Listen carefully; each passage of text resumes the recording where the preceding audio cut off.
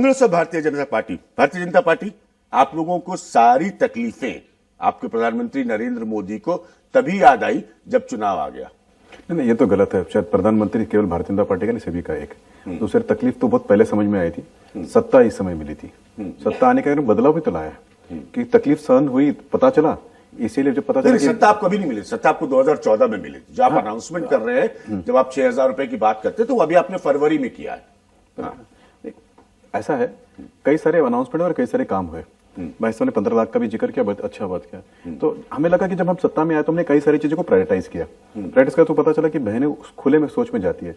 7 crore toilet नहीं, फिर आप अपने पार्टी के कैंपेन में चले। नहीं, वो बात 15 लाख की है। हम एक विषय पर कार्यक्रम कर रहे हैं सर। मेरा ये कहना है कि चलिए, मनु गौड़ साहब और हिमांशु जी ने ये कहा कि वादे करने का असर होता है। मैंने काफी साल मैंने भी काम किया, मुझे पता है वादों का मतलब क्या होता है, लेकिन फिर भी मैं विशेषज्ञों से सुनना चाह रहा था। तो आपने वादे किए।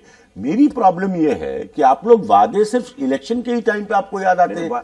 अनाउंसमेंट काम भी तो है, जो काम आज तक हुआ है उसका एक टप्पा है ये कि आप काम करते जाएंगे। आप एग्रीकल्चर के लिए कुछ काम करेंगे, काम करने के बाद उनको इनाम देंगे। नेशनल एग्रीकल्चर जो ऐप है वो देंगे, उनको आप कोल्ड स्टोरेज देंगे, आप उनको लास्ट में देंगे। उसमें से एक भाग है कि जहां पे strengthening of the economy of the last man, Antyodaya जो है कि आखिरी आदमी को कहीं ना कहीं तो उसको मजबूत करना पड़ेगा। जब को पता चला कि इस मजबूतीकरण के अंदर उसको 6,000 रुपए जरूरी है ताकि वो बीज ले पाए, 6,000 रुपए के लिए कर्जा नहीं ले, महाजन के पास नहीं जाए, तो उसको 6,000 रुपए देना जरूरी समझा।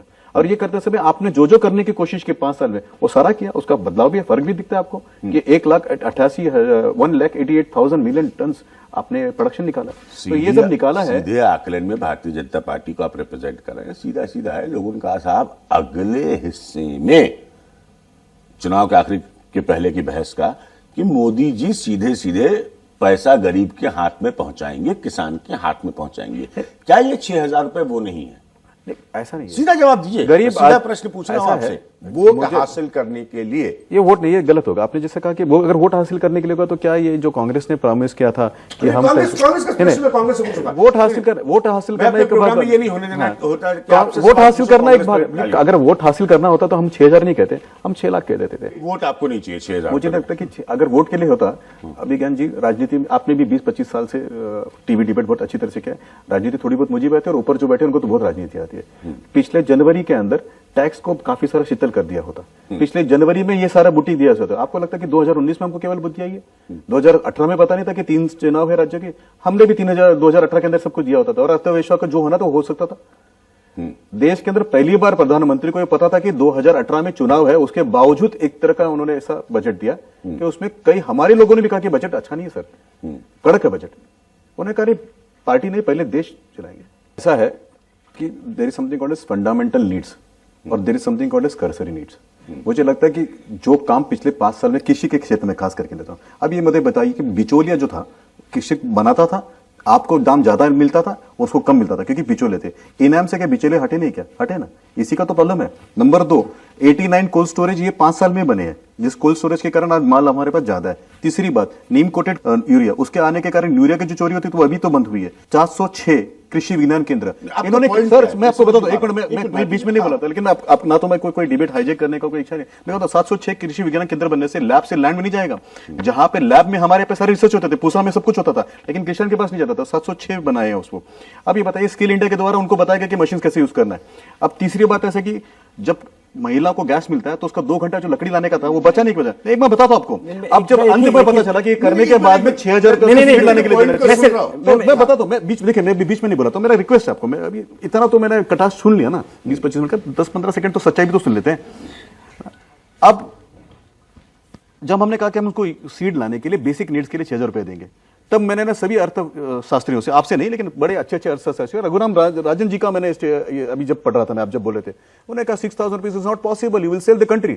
But you know what is the funny part, सबसे बड़ी हंसी की मजाक है कि 6,000 रुपए अगर हम देते हैं तो देश बिक जाता है, लेकिन 72,000 रुपए देते हैं तो ये कॉर्पोरेट से ला के देते हैं। जैसे कि 5 साल बीत गए, तब तक कोई ऐसा प्लान नहीं आया कि हम मौके पे ये जैसे इलेक्शन लास्ट टाइम चल रहा है, इसमें सारे प्रपोजल दिए जा रहे हैं।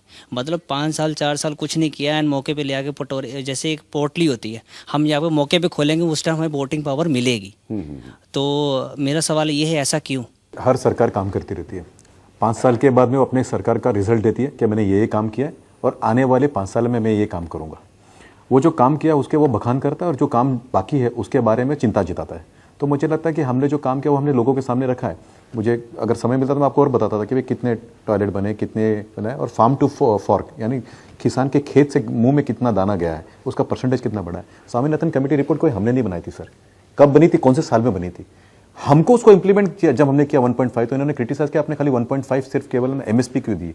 प्रधानमंत्री मोदी आने के बाद उन्होंने जनधन योजना लाई और आज 93% लोग जो है उनके पास बैंकिंग सुविधा है। अब बताइए, बैंकिंग सुविधा होने के बाद में डायरेक्ट बेनिफिट ऑफ ट्रांसफर आया, बेनिफिट ऑफ ट्रांसफर आने से कई सारे दलाल बाहर निकल गए। अब इसका फायदा किसान को नहीं हुआ क्या? विनीत जी, मुझे लगता है कि लोग जो है एक शब्द, दो शब्द है, कामदार के सामने नामदार। जो हमने काम किया हम लोगों के सामने लेके जाएंगे और उन्होंने जो इस देश के बंटा बिठाया था वो भी लोगों के सामने लाएंगे। ये दोनों के साथ में कामदार वर्सेस